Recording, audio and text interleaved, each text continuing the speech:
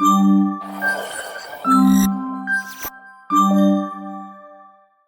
right, let's jump right in. Today, we're talking about a massive shift happening in the world of AI. We are officially moving past the era of just talking about AI ethics and into a whole new world. The era of AI governance, where the rules are real and they're being written right now. And this quote, wow, it just says it all, doesn't it? This comes from a major report by the Responsible AI Governance Network, and it perfectly sets the stage. The time for just having conversations is over. It's time to actually do the work. So, what does that really mean? It means the game has totally changed. We're not talking about principles or white papers anymore. We're talking about actual laws, regulations with some serious teeth, and accountability that goes all the way up to the boardroom. This image here really captures that new reality. AI has officially graduated from the R&D lab. It's now being treated as a major enterprise risk, right up there with cybersecurity or financial risk. And that means it needs formal oversight from the very top. Which brings us to the big question we're tackling today. Because whether you're building AI, buying it, or just using it in your business, these new rules are coming for you. So, are you ready? Okay, so first things first, we've got to understand the playing field. And here's the tricky part. There is no single global rulebook for AI. Nope, the world has kind of fractured into these different zones, each with its own approach. And what's really interesting is how three main models have kind of solidified. You've got the EU with its super comprehensive rights-first approach. They want one big rulebook for everybody. Then there's the US, which is much more fragmented. It's sectoral, meaning the rules for AI in healthcare are different from the rules for AI in finance. And finally, you have this growing sovereign AI movement, where countries are saying, hey, we want to build our own AI, and we want our own rules that reflect our own values. So you might be sitting in, say, California or Tokyo, thinking, why should I care so much about the EU? Well, one reason, the Brussels effect. We all saw this happen with GDPR for data privacy, right? When a market as huge as the EU sets a really high standard, global companies often just adopt that standard everywhere because it's easier than having 10 different versions. It becomes the global default. And the result of all this is what you see here, this incredibly complex map.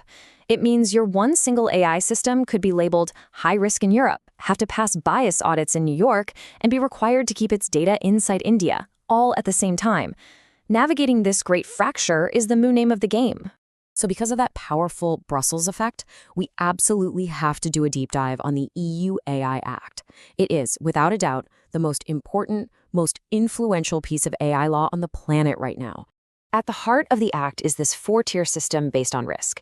It's pretty straightforward. Some AI, like government-run social scoring, is just considered an unacceptable risk. Banned. Gone. On the other hand, minimal risk stuff is mostly left alone. But the real action, where most of the rules are, is in those two middle categories, especially high risk. And if your AI system gets that high risk label, and you're talking about things used in hiring, credit scoring, or healthcare, well, your to-do list gets really long. You need a formal risk management system, human oversight, mountains of documentation. You have to prove your system is secure and robust. It's a really heavy lift. So what happens if you just don't do it? Well, let's just say the regulators have made absolutely sure that the consequences are big enough to get your attention. We're talking fines of up to 35 million euros, or, and this is the real kicker, a percentage of your company's global annual revenue, whichever is higher. So yeah, the bottom line is compliance is not optional. It is a financial must-do. Okay, so that's the law, and that's the landscape. Now for the most important part, what do you actually do about it? Let's walk through a practical playbook to get from just knowing about these rules to actually taking action. Because the clock is absolutely ticking. These rules for high-risk systems are coming into full force by 2026, and that's going to be here before you know it. So, where on earth do you even start?